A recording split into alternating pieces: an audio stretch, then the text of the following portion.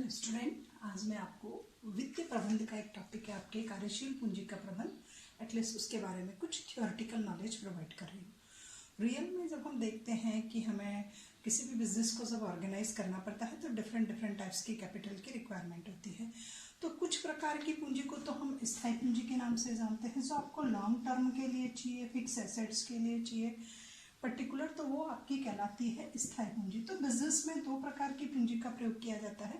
पहली है आपकी स्थायी पूंजी और दूसरी है आपकी कार्यशील पूंजी, चालू पूंजी या चक्रीय पूंजी। इन नामों से हम इसको जानते हैं। कुछ लोग इसको चक्रीय पूंजी के नाम से भी जानते हैं, कुछ लोग इसको अल्पकालीन पूंजी के नाम से भी जानते हैं। तो ये जो है हमारे बिजनेस में डेली रूटीन में डे बाय डे के फंक्शंस को करने के लिए, सैलरी के लिए, रॉ मटेरियल के लिए, इलेक्ट्रिसिटी बिल के लिए और उन सभी खर्चों के लिए जो शॉर्ट टर्म के लिए जिस कैपिटल की रिक्वायरमेंट होती है एटलीस्ट हम उनको कार्यशील पूंजी मानते हैं। तो हर प्रकार के बिजनेस में दोनों प्रकार की पूंजी का होना ज़रूरी है। ये उस बिजनेस को सेट करने के लिए और ये उस बिजनेस को सक्सेसफुली या जो भी आपकी प्रोडक्टिव एक्टिविटी है एटलीस्ट उसको सक्सेसफुली ऑपरेट करने के लिए कार्यशील पूंजी का होना फर्म में आवश्यक है। अब ये तो हो गया कि पूंजी दो प्रकार की होती है, ये है। अब रियल में कार्यशील पूंजी किसे कहते हैं? तो जैसे पूंजी के अर्थ में विभिन्न प्रकार के ओपिनियन है, डिफरेंट टाइप्स के ऑथर डिफरेंट टाइप्स के मतभेद रखते हैं। कुछ कार्यशील पूंजी को क्या मानते हैं और कुछ ऑथर कार्यशील पूंजी को क्या मानते हैं। तो कार्यशील पूंजी जो है वो अलग अलग कॉन्सेप्ट के अकॉर्डिंग अलग अलग रूप से डिफाइन की गई है। अलग अलग अवधारणाएं कार्यशील पूंजी का जो रूप है वो अलग अलग प्रकार से परिभाषित करने का प्रयास करता है। तो सबसे पहले कार्यशील पूंजी का अर्थ आपको पता चल गया कि जो daily routine day by day आपकी डेली की एक्टिविटीज को एक फर्म को या एक इंडस्ट्री को सेटअप होने के बाद उसको सक्सेसफुली ऑपरेट करने के लिए वर्किंग कैपिटल की हमें रिक्वायरमेंट होती है। तो सबसे पहले है कि इसकी जो परिमाणात्मक अवधारणा है वो क्या कह रही है। कार्यशील पूंजी को डिफाइन करने के लिए तीन प्रकार की अवधारणाएं हमारे पास है और तीनों प्रकार की अवधारणाओं के अलग अलग राइटर्स और अलग अलग उनके ओपिनियन है। सबसे पहले आता है परिमाणात्मक अवधारणा कि परिमाणात्मक अवधारणा जो है उसकी पूरी की पूरी कंसंट्रेशन जो है वो वर्किंग कैपिटल की क्वांटिटी को लेकर के जाती है, उसके वॉल्यूम को लेकर के जाती है, उसकी मात्रा पर जाती है कि रियल में किसी कंपनी में जो ज़्यादा कंसंट्रेशन की गई है वो उसकी मात्रा को लेकर के की गई कि कितनी मात्रा में वर्किंग कैपिटल अवेलेबल होती है। तो प्रोफेसर मीड और बहुत सारे प्रोफेसर हैं जिसने इस कॉन्सेप्ट को सपोर्ट किया है। तो उनके अनुसार कार्यशील पूंजी से तात्पर्य चालू संपत्तियों का योग है कि किसी भी फर्म में जो भी टोटल करंट एसेट्स होती है एटलीस्ट उन करंट एसेट्स का जो योग होता है, जो उनकी सम होती है, जो उनके एग्रीगेट एडिशंस होती है, केवल मात्र वही कार्यशील पूंजी कहलाती है। तो मीड कहना चाह रहा था कि जो भी आप एसेट जो भी देखते हो आप एसेट साइड्स में, तो एसेट साइड्स में जितनी भी करंट एसेट्स होती है एटलीस्ट उन सबको जब ऐड कर लो तो उनकी जो क्वांटिटी होगी एटलीस्ट वही किसी फर्म में वर्किंग कैपिटल कहलाई जाएगी। उसके बाद आता है गुणात्मक अवधारणा, क्वालिटेटिव अप्रोच कॉन्सेप्ट जो है वो क्या कह रही है। तो इसके जो समर्थक थे, इस ओपिनियन को जिसने सपोर्ट किया वो गैस्टन वर्ग थे। गैस्टन वर्ग के अकॉर्डिंग जो किसी भी कंपनी में कार्यशील पूंजी से तात्पर्य होता है कि चालू संपत्तियों के चालू दायित्वों पर आधिक्य को कार्यशील पूंजी कहते हैं। कि जो भी चालू संपत्तियां और जो भी चालू दायित्व है, चालू संपत्तियां एसेट साइड्स में, चालू दायित्व लायबिलिटी साइड में। अब इन दोनों का जो चालू एसेट्स जो चालू संपत्तियां हैं वो जितनी ज़्यादा फर्म में होगी एटलीस्ट वही हमारी वर्किंग कैपिटल कहलाई जाएगी। It means the difference between current assets and current liabilities is known as working capital. इन दोनों के बीच का जो अंतर होगा एटलीस्ट वही हमारी जो है वो वर्किंग कैपिटल कहलाई जाएगी। तो ये हो गया गुणात्मक या क्वालिटी पर अप्रोच जो है वो बेस्ड, ये जो अप्रोच है वो इक्वालिटी पर बेस्ड है कि इन दोनों के बीच का डिफरेंशिएशन कहलाया जाएगा। अब अदर अप्रोच में अदर जो है हमारे वो हैं, उसमें कैनेडी है। कैनेडी कह रहा है कि चालू संपत्तियों के योग को हम सकल कार्यशील पूंजी कह सकते हैं। कैनेडी ने इन दोनों अप्रोच को यूज कर लिया। उसने कहा कि जो चालू संपत्तियों का योग है वो सकल कार्यशील पूंजी कहलाई जा सकती है, लेकिन चालू संपत्तियों के चालू दायित्वों पर जो आधिक्य है एटलीस्ट वो शुद्ध कार्यशील पूंजी होगी। तो जो अदर हमारी अप्रोच थी कैनेडी के अकॉर्डिंग, दोनों अप्रोच को इंक्लूड कर लिया गया। इसके अकॉर्डिंग ये वाली अप्रोच आपको सकल कार्यशील पूंजी बता रही है और ये वाली अप्रोच जो है वो आपको शुद्ध कार्यशील पूंजी बता रही है।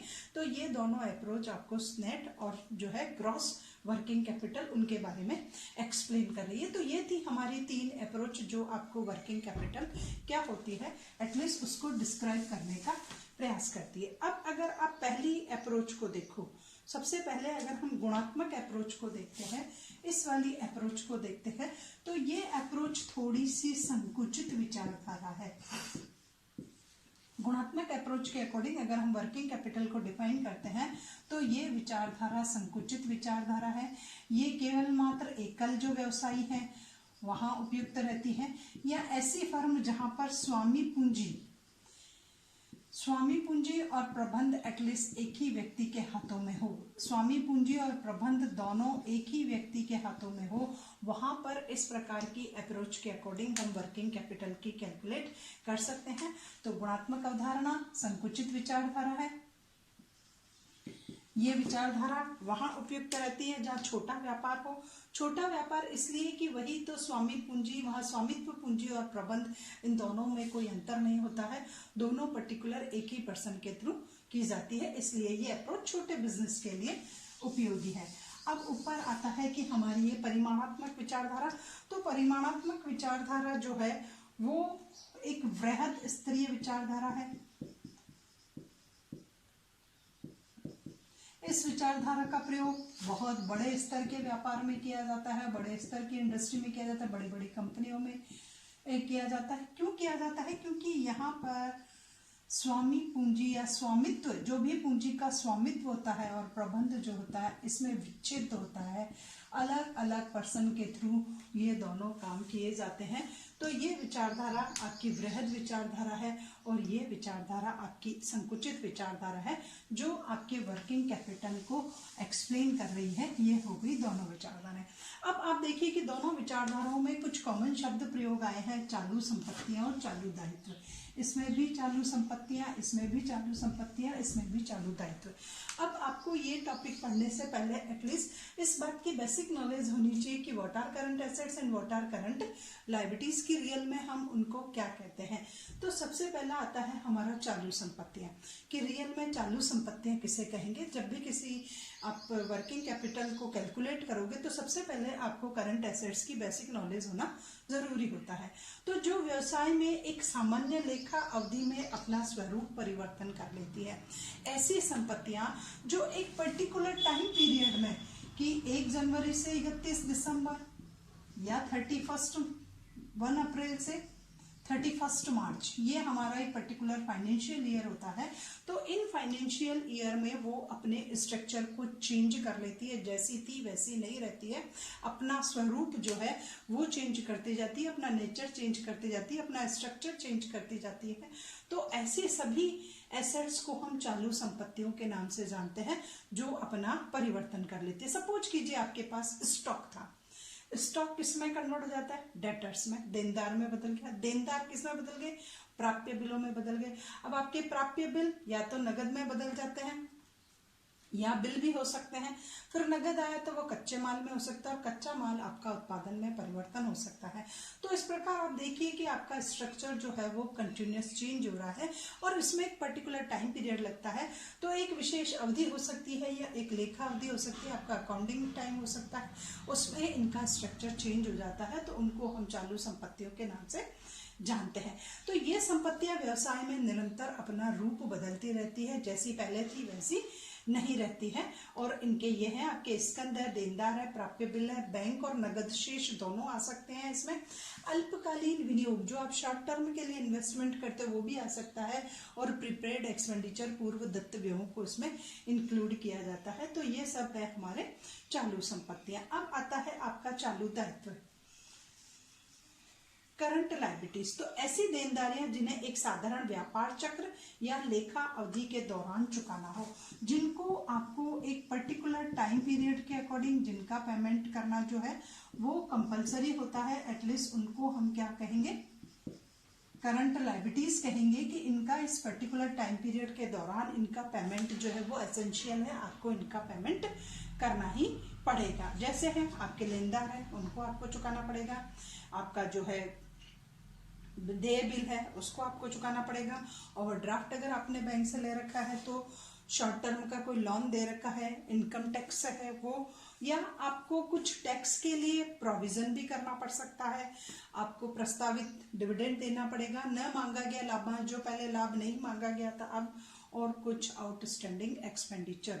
तो ये सब कहलाएंगी हमारी करंट लायबिलिटीज। करंट लायबिलिटीज में एक बार वापस देख लीजिए, क्रेडिटर हैं आपके जो है बीपी है, देय बिल है, बैंक ओवरड्राफ्ट है, शॉर्ट टर्म जो भी लोन है, इनकम टैक्स है, इनकम टैक्स के लिए कोई प्रोविजन करते हो तो वो है, और प्रपोज्ड डिविडेंड है, और अनडिस्ट्रीब्यूट डिविडेंड भी इसमें आता है, और आउटस्टैंडिंग एक्सपेंडिचर इसी के अंतर्गत आता है। तो ये थे हमारे चालू संपत्तियां और चालू दायित्व, और इन चालू संपत्तियां और चालू दायित्व के बीच का जो अंतर होता है एटलीस्ट वो हमारी क्या कहलाता है, इस अवधारणा के अनुसार जो है वो हमारा कहलाता है। अब ये कह रहा है कि सपोज कीजिए किसी फर्म में चालू संपत्तियां जो है वो अधिक है और चालू दायित्व कम है। दो चीजें हो सकती है कि आपकी current assets greater than current liabilities हो, इट मींस इस फर्म की कंडीशन स्ट्रांग है, बेटर है, सफिशिएंट अमाउंट में यहाँ पर वर्किंग कैपिटल अवेलेबल है, और ये फर्म अपना स्मूथली जो है अपनी प्रोडक्शन एक्टिविटी को ऑपरेट कर सकती है। सपोज कीजिए current assets equal to current liabilities है, अगर ऐसी कंडीशन है तो here no working capital is available, कोई वर्किंग कैपिटल इस फर्म में नहीं है, यहाँ पर फर्म के पास वर्किंग कैपिटल है ही नहीं। एंड सपोज कीजिए current assets is less than current liabilities, then हम कहेंगे कि उस फर्म की, उस इंडस्ट्री की, उस कंपनी की जो है वो कंडीशन बेकार है, वहां पर जो है लायबिलिटीज ज्यादा है, एसेट्स कम है, अतः यहाँ पर आर्थिक स्थिति जो है वो डाउटफुल कंडीशन में है। तो ये एक सीधा सा आप इसको देख करके वर्किंग कैपिटल के बारे में बेसिक नॉलेज प्राप्त